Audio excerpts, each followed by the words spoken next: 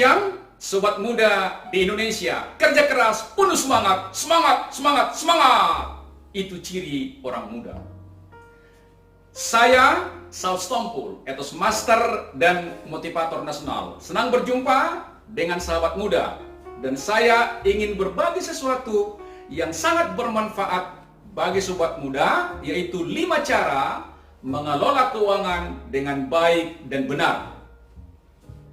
Mengapa kita perlu mengelola keuangan kita agar kita lancar, tidak ada masalah di dalam aktivitas keseharian kita. Demikian juga perusahaan digambarkan begini. Uang di perusahaan itu bagaikan jantung. Artinya itulah memberikan support kepada kegiatan-kegiatan di perusahaan. Maka biasanya kalau perusahaan mengalami masalah, umumnya perusahaan itu kurang bijak, kurang cerdas, kurang terampil mengelola keuangannya, yaitu penggunaannya. Demikian juga pribadi lepas pribadi atau keluarga, kalau ada masalah keuangan, biasanya karena dia kurang cerdas atau kurang bijak mengelola penghasilannya. Nah, oleh karena itu, cara yang pertama adalah bersyukur.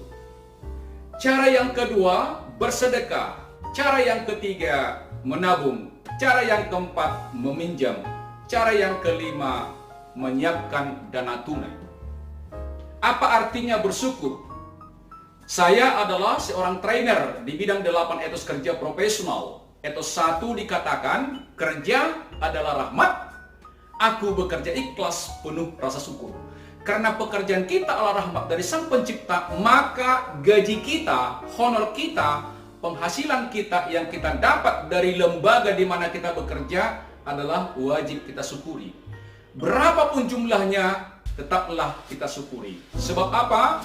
Kalau kita tidak bersyukur atas pendapatan kita, maka pikiran kita tidak tenang, hati kita pun galau, demikian juga tindakan kita bisa bertindak di luar kebenaran. Bisa kita melakukan cara-cara ilegal atau melakukan cara-cara yang tidak terpuji.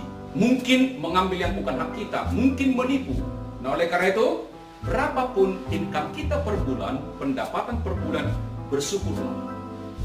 Yang kedua, dari penghasilan kita itu, sekian persen sesuai dengan kerelaan kita, ketulusan hati kita, kita bagikan kepada kaum duafa. Bisa juga orang yang berkekurangan di jalan kita lihat, atau mungkin kita ke panti asuhan. Tetapi prinsipnya, mari kita bagi sebagian sesuai dengan kerelaan hati kita atas pendapatan kita. Sebab apa? Income atau rezeki kita sebenarnya sebagian adalah milik orang lain. Dan juga orang yang suka berbagi, pikirannya pun lebih tenang. Karena orang yang memberi itu sebenarnya kan bahagia. Maka dikatakan tangan di atas lebih mulia dari tangan di bawah. Adalah lebih bahagia orang yang memberi daripada menerima. Bukan masalah besarnya, tetapi ini kerelaan hati. Itu maksudnya untuk melatih hati, melatih pikiran, melatih tindakan supaya kita menjadi orang yang berkontribusi. Yang ketiga adalah menabung. Berapapun penghasilan per bulan, selain kita bersedekah, sebagian juga tabunglah. Mungkin di bank atau mungkin di lembaga keuangan lain. Tabunglah. Maksudnya apa? Supaya kita bisa mengantisipasi apa yang terjadi besok. Sama dengan era krisis ini sekarang. Kalau selama ini kita nggak hemat, maka kita bisa mengalami kesulitan dalam mengelola keuangan. Apalagi pas-pasan kita punya pendapatan. Tetapi kalau selama ini walaupun pas-pasan kita pendapatannya, tetapi kita tertib, disiplin menabung, maka kita disebut namanya mantap, makan dari tabungan. Setelah ditabung sekian persen, maka sisanya boleh dibelanjakan. Pertanyaannya, Pak Saud, tidak cukup? Cukupkan. Sesuaikan dengan kemampuan penghasilan per bulan. Mungkin makan sederhana, atau mungkin yang sangat super sederhana. Yang penting ada tabungan, kita pun masih bisa lanjut kehidupan.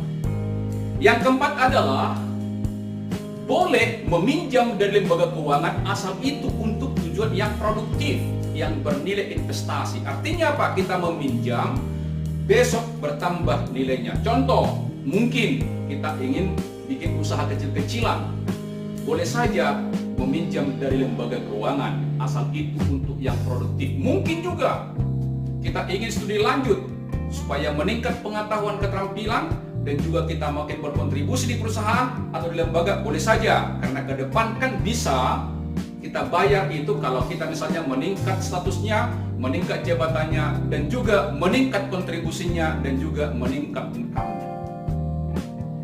Tetapi sahabat muda, jangan pernah meminjam kalau itu tujuan yang konsumtif, untuk boros, untuk gaya-gayaan, untuk tujuan konsumerisme, karena itu adalah akan mengganggu keuangan sahabat muda di Indonesia ataupun yang lagi berjuang di negara sahabat. Yang kelima, saat ini kita menggunakan credit card, tetapi berapapun jumlahnya, selalu siapkan dana tunai di dalam kantung Anda.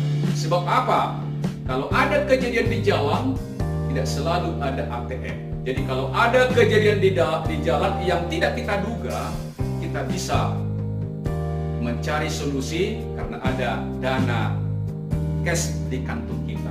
Jadi sahabat muda, dimanapun Anda berkarya, pertama tadi bersyukur, yang kedua bersedekah, yang ketiga menabung baru sisanya dibelanjakan, yang keempat boleh meminjam untuk yang sifatnya produktif atau bernilai investasi, tapi jangan meminjam gali lubang, tutup lubang atau yang sifatnya untuk konsumtif. Yang kelima, tetap siapkan sekian rupiah untuk dana cash untuk mengantisipasi apa yang terjadi di jalan. Percayalah sahabat muda, bila tertib, bila berkomitmen melakukan 5 hal tersebut, pasti Anda selamat, atau Anda selamat dan juga Anda bisa menghadapi krisis demi krisis.